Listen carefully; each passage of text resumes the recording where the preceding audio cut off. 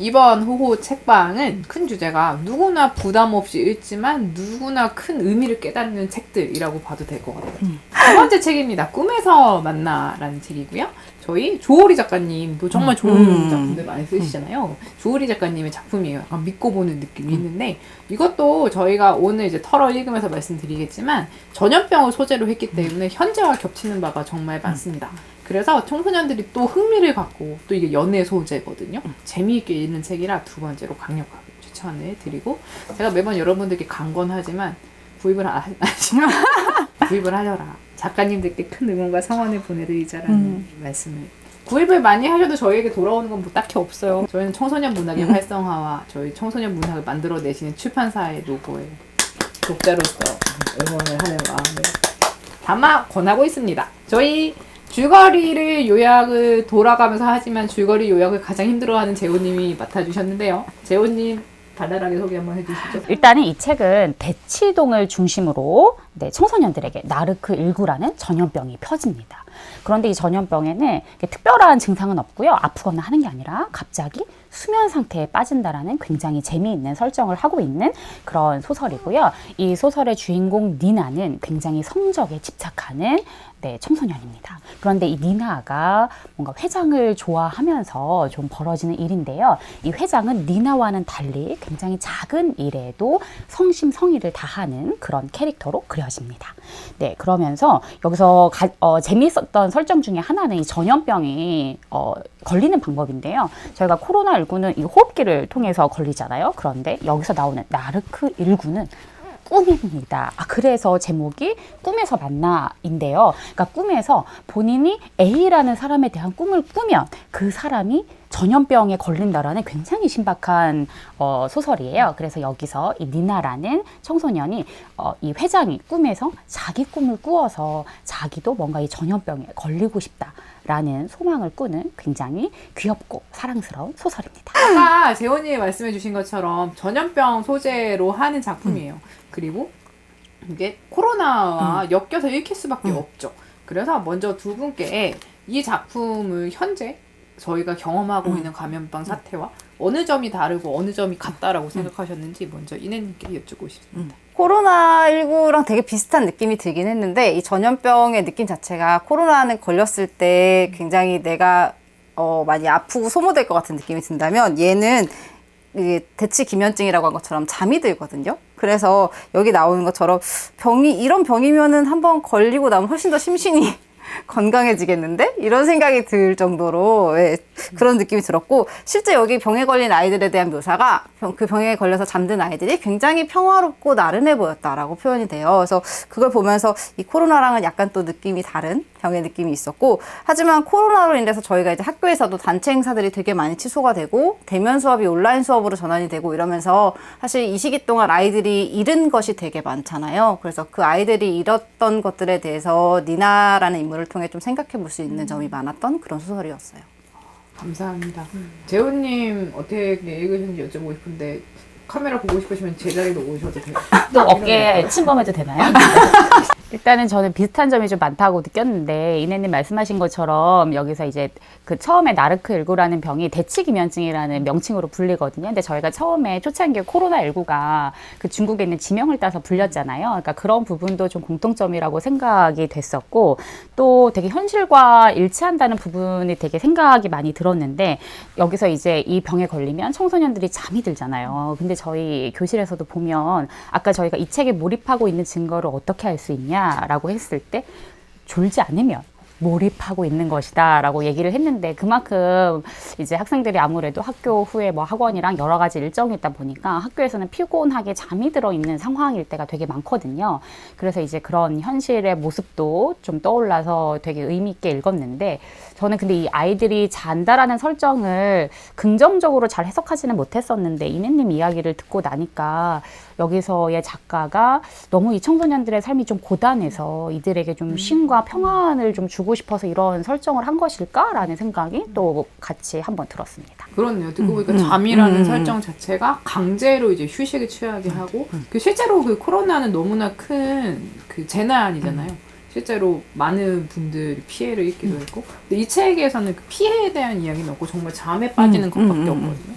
그럼 정말 그 달려오기만 했던 아이들한테 강제로라도 휴식을 부여하겠다라는 작가님 마음이 읽히는 것 같아서 그것도 되게 멋지다고 생각이 드네요.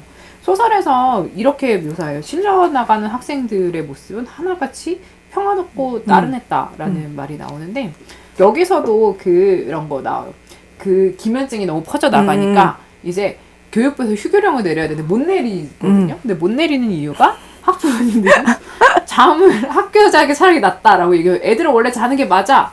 학교에서 자면 마음이라도 편해라고 하면 휴교령을 반대해요. 근데 이게 청소년만 걸리는 병이잖아요. 어른들은 걸리지 않는데 청소년들은 아예 논의의 대상도 되지 않고 그냥 집에서 자는 꼴을 보기 싫으니 가라는 이제 완전히 선택권 없는 대상이 돼버린다는 것도 어떻게 보면 청소년들의 입지 그리고 사회에서 받는 뭐랄까요 정말 선택권 없는 누군가의 선택에 의해서 삶이 좌우되는 그런 게 너무 잘 나타나는 것 같아가지고 조금 마음이 씁쓸했어요. 굳이 현실 상황과 비교하면 현실은 휴교는 했잖아요. 현실이 더 낫나? 라는 생각도 조금 해봤고요.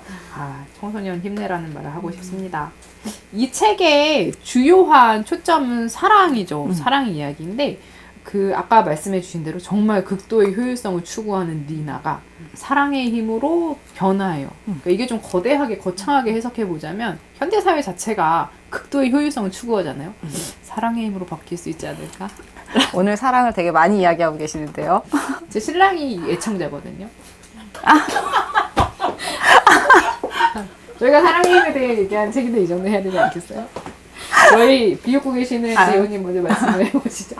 네. 일단은 그 사랑의 힘은 무엇일까 되게 우주처럼 굉장히 거대한 질문인데 이 거대한 질문을 먼지처럼 작은 제가 좀 대답해 보도록 하겠습니다. 일단 저는 여러분들은 믿지 않으시겠지만 제가 지금은 굉장히 사람에게 관대하고 다정다감한 그 말을 믿지 못한다는 거죠. 여러분들은 제가 여기서 카메라 앵글을 독차지하려고 하는 욕심쟁이로 느끼시겠지만 제가 한때는 더 니나 같은 되게 성적에 예민하고 나만 잘 사는 거에 관심이 있고 그러는 캐릭터였기 때문에 여기서도 니나가 막 성적에만 관심이 있고 아니 이렇게 공부하는 게 중요할 때 그리고 이제 니나가 사실 학생 활동을 하는 이유는 뭔가 이런 공동체에 대한 관심이 있어서가 아니라 스펙을 쌓아서 대학을 잘 가기 위해서잖아요. 근데 여기서의 회장은 전혀 자기와 다른 인물인 거죠.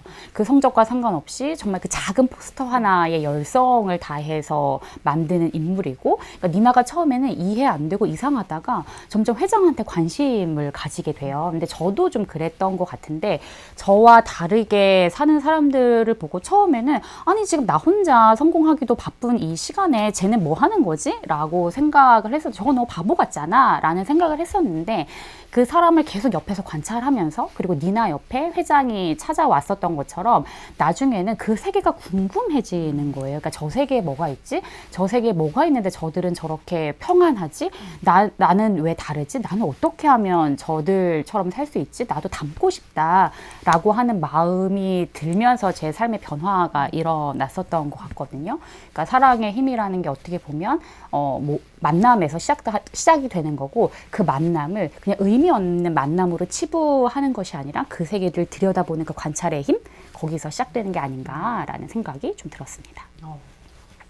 그런 식의 그 청소년기를 보냈던 재호님이 지금 현재의 재호님이 됐다는 건 재호님은 다른 존재한테 되게 관심이 많은 사람이거든요. 그 마음과 지지를 되게 열정적으로 보내는 사람이라 저희가 그런 모습이 전혀 그려지지 않습니다라고 이야기를 하는데 그런 식으로까지 변화를 하는데 사람이 영향을 미쳤다라고 얘기를 하는 걸 보면 정말 인간이 인간에게 미치는 영향이 정말 크다라는 생각을 다시 한번 하게 돼서 주변 사람을 소중하게 여겨야겠다는 생각을 다시 한번 하게 되네요. 선생님은 어떠셨나요? 아니 정말 이 요즘에 효율성의 시대라고 얘기를 하잖아요. 근데 진짜 여기서 이 니나는 어떤 애냐면 같은 반 아이들의 이름을 어차피 한 해 만나고 헤어질 건데 이름 외우는 것도 에너지 낭비라고 생각하는 그런 극효율적인 애란 말이에요. 근데 이 니나가 사랑에 빠지면서 사랑에 대해서 뭐라고 얘기하냐면 이렇게 시간과 노력에 비해 효율성이 떨어지는 일 따위 집어치우고 싶다라고 얘기를 해요. 그래서 그걸 보면 정말 사랑과 효율성은 거리가 먼 단어라는 생각이 드는데 저도 생각해보면 연애할 때 그런 경험 있지 않으세요? 데이트하기로 했는데 갑자기 남자친구가 잠들어 버린 거예요, 집에서. 그래서 헤어져야 되는 거 아니에요? 근데 그 당시에 기적처럼 제가 집 앞에서 3시간을 기다렸거든요. 그래서 남자친구가 자고 일어나서 연락을 받고 저에게 연락해줘서 만난 적도 있고, 또 잠깐 짬을 내서 만나려고 정말 3-4시간 기다렸다가 10분 보고 들어가고 막 이런 적도 있는데, 그 사람이 지금 제 남편입니다. 네, 다행이죠? 다행이죠. 네. 이 정도면은 연애 중인 게 아니라 거의 인격 수양 아닌가요? 그렇죠. 그 당시에 그렇게 기적과 같은 인격 수양을 했기 때문에 결혼을 했는데, 네, 재훈님이 그 뒤에 이야기를 알고 계시니까 어쨌든 기적과 같은 그런 사랑을 했는데, 그렇게 사랑은 되게 효율성과 정말 거리가 먼 단어잖아요. 근데 우리가 여기서도 니나가 사랑에 빠지면서 저는 처음으로 얘가 스스로 생각할 수 있게 됐다는 생각이 들었거든요. 그 전까지는 엄마가 원하는 엄마의 생각의 틀에 맞춰서 걸어갔던 애라면, 이제는 스스로 좀 생각을 하고 내가 어떻게 살아야겠다라는 생각을 하게 되는 지점이 보였어요. 그래서 우리가 실제 인간의 삶을 변화시키는 건 뭐 사랑, 뭐 시, 감정, 뭐 이런 것처럼 효율성과 거리가 되게 멀어 보이는 것들이 실제 인간의 삶을 변화시키는 게 아닌가? 그런 생각이 들어서 되게 좋았습니다. 50쪽에서 이런 거 나오거든요. 여기서 니나와 회장이 이제 만나서 이제 관계를 맺는 활동은 그 포스터를 만드는 거였는데, 거기서 회장이 이런 말을 해요. 남이 말하는 게 뭐가 중요해? 내 마음에 안 들면 필요 없어 라고 말하거든요. 니나는 항상 다른 사람에게 인정받는 것을 추구하던 아이였고, 인정받는 것에 연관이 없어 아무것도 하지 않는 아이였는데, 그게 되게 회장에게 그 관심을 갖는 포인트가 됐을 거라고 생각을 해요. 아까 재호님께서 그 본인의 청소년기 시절 이야기 해주셨는데, 그런 거 있잖아요. 저렇게 살아도 되나? 라는 그런 막연한 불안감이 있는데, 누군가가 실제로 나타나서 그렇게 살아도 돼, 내 기준대로 살아도 돼 라고 몸으로 증명하면서 이야기해준 거예요. 그리고 회장이란 말이에요. 얘가 회장이에요. 되게 세속적이지만 회장이란 말이에요. 그러니까 자기 기준으로 하는데 할 거 다 하고 있는 애가 실제로 앞에 있는 거죠. 그러면 약간 니나한테는 자기가 알고 있는 세상이 깨지는 그런 충격이었을 것 같다는 생각이 드는데, 결국 그 사랑이랑 감정이 촉발되는 계기는 내가 알고 있는 세상이 다가 아니구나. 그러면 이제 이내님처럼 3시간 동안 이제 기다릴 수 있는 거, 재호님처럼 그런 기적 때문에 지금의 결혼 생활을 이제 지속할 수 있는 거. 그러니까 뭔가 사랑은 인간을 확실히 확장시켜주는 감정인 것 같아요. 그래서 니나도 그 회장과의 만남을 통해서 분명히 전과 다른 삶을 살게 되겠다. 정말 멋진데? 라는 생각을 하게 되고요. 재호쌤의 클로징을 들으면서 마무리하겠습니다. 저는 이 표지에서 처음 봤을 때 아니 이게 갑자기 웬 벌이야? 라는 생각이 좀 들었거든요. 저희가 이 책을 통해서 어떤 전염병, 사랑의 힘, 우리에게 중요한 것 이런 가치를 좀 돌아보았는데요.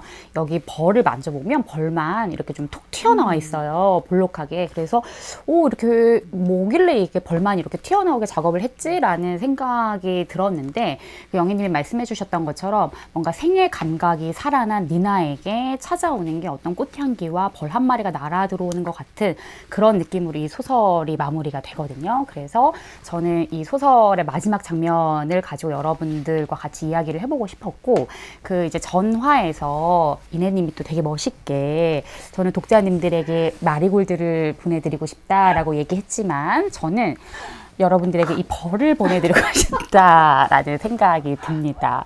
이 생에 저희를 찾아와서 이렇게 달콤하게 깨워주었던 이 벌이, 저는 안 받을래요. 아니에요.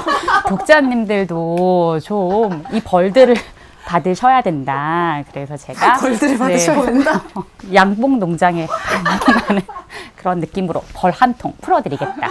그리고 이 달콤한 벌을, 그러니까 우리 인생을 찾아오는 어떤 질문을 들고 오는 이 소중한 벌을 여러분들이 이 책을 사시면서 만나보시면 좋겠다라는 말로 오늘 마무리하도록 하겠습니다. 축복인들 위협 같은 좋은 말이었다고. 다음 시간에 뵙겠습니다. 안녕.